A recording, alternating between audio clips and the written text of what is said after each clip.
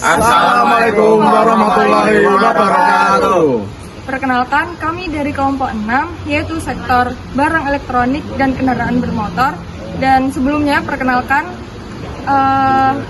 anggota kami, yaitu saya Firda Dania, NIM akhir 048. Nama saya Muhammad Fauzan Nadim dengan NIM akhir 225. Nama saya Jaki Gagam Prasetyo dengan NIM akhir 263. Nama saya Zibril Cesar, NIM-nya 252. Ya, teman-teman, jadi kita di sini sudah bersama narasumber. Ini dengan Mas siapa, Mas, kalau boleh tahu? Muhammad Ilham Pratama. Ya, baik, di sini kami ingin bertanya tentang kendaraan bermotor. Nah, pengalaman Mas itu tentang berkendaraan bermotor itu apa? Sepengalaman saya dulu ya, saya pernah reparasi motor di depannya pasar Singosari. Di situ kondisi fan belt motor saya tuh putus, jadi saya masukkan ke bengkel tersebut. Dan setelah direparasi oleh montirnya tersebut, disuruh mencoba test drive selama 2 minggu. Nah, kemudian dalam 2 minggu tersebut, motor masih baik-baik saja, kondisinya masih bisa lah dipakai. Terus habis itu dalam minggu ketiga, itu fan belt saya putus lagi, entah kenapa mengapa. Jadi saya mau gimana ya, itu saya juga bingung. Terus dari bengkelnya ya tadi ya, itu ada kompensasi atau kayak ganti rugi gitu, Mas? Nah, itu kecolahan saya sendiri, soalnya saya lupa tanya bahwa adakah garansi ketika setelah reparasi dari montir tersebut. Saya lupa tanya. Berdasarkan pengalamannya yang Mas tadi ceritakan terkait kerugian yang Mas dapatkan. Nah, ini saya mau kasih info nih, Mas. Ada di pasal di Undang-Undang Perlindungan Konsumen, tepatnya di pasal 4, itu huruf H, itu tertulis gini, Mas. Konsumen berhak untuk menuntut ganti rugi, kompensasi atas barang atau jasa itu yang tidak sesuai dengan apa yang diperdagangkan di awal. Nah, baru kelanjutannya ada di pasal 7, itu tepatnya di huruf F, itu bunyinya pelaku usaha wajib memberikan kompensasi ganti rugi atas barang atau jasa yang dijual itu tidak sesuai dengan apa yang diinfokan di awal. Nah, jadi berdasarkan pengalamannya Masnya tadi, ketika Mas bingung nih, Mas, aduh, ini barang saya ternyata rusak lagi nih setelah diservis.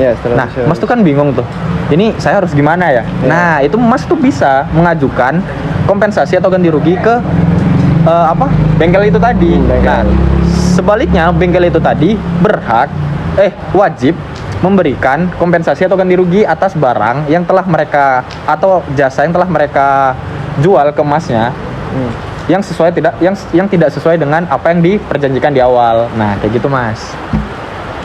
Baik, itu saja ya, Mas. Terima kasih sudah bersedia untuk kami wawancarai. Itu saja, terima kasih. Selanjutnya akan dilanjutkan oleh teman saya berikutnya. Ya, halo guys. Jadi hari ini saya sendiri Zibril sama teman saya Jaki. Ya, jadi hari ini kita mau tanya-tanya masyarakat nih sekitar sini terkait ada nggak sih teman-teman atau masyarakat yang punya pengalaman buruk tentang persoalan perlindungan konsumen. Nah, terus tuh mari kita cari aja kali ya narasumbernya. Let's go. Oke. Ini dia nih, kayaknya cocok dijadikan narasumber nih. Pak. Bisa, Pak. Ya, mari. Ya, Mas. Ya. Jadi gini, Pak. Permisi. Oh iya. Nah, saya namanya Zibril, Pak. Mas Cipta. Nah, Pak Wasis. Zibril, Pak. Jaki, Mas. Cipta. Pak Jaki. Pak Wasis. Ya, saya izin duduk ya. Silakan duduk.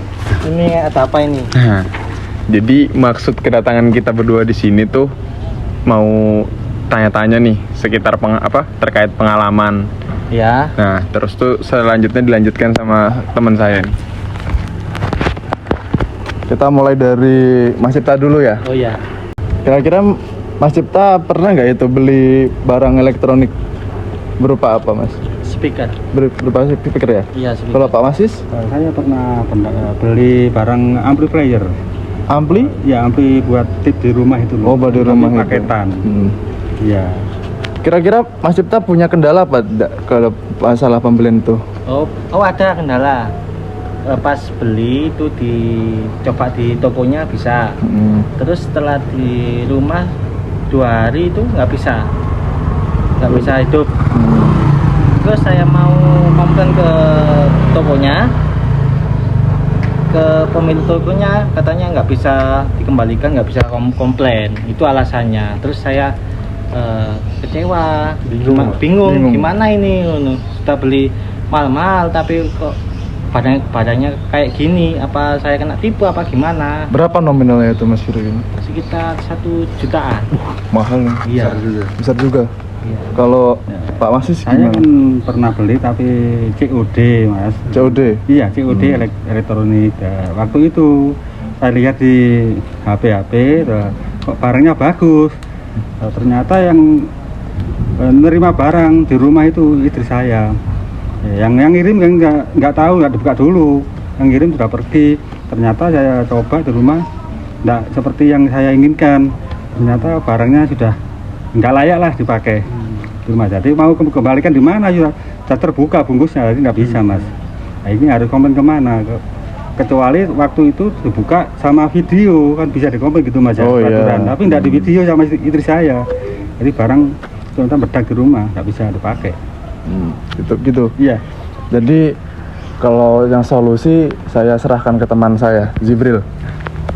Ya, jadi terkait ganti rugi dan sebagainya itu ada diatur dalam pasal 4 huruf H dan juga pasal 7 huruf F. Jadi di kedua pasal itu intinya disebutkan bahwa kalau di pasal 4 huruf H itu di mana konsumen itu wajib atau bisa mendapat ganti rugi atau meminta ganti rugi dari barang yang tidak sesuai deskripsi misalkan. Nah, kalau di pasal 7 huruf F itu disebutkan bahwa si pelaku usaha itu wajib memberikan ganti rugi atau kompensasi terkait barang yang bisa dikatakan tidak sesuai deskripsi atau tiba-tiba malfungsi kayak gitu, Pak. Jadi sebenarnya kita ini ada dasar hukumnya, jadi nggak perlu takut atau bingung untuk mengadu atau memberikan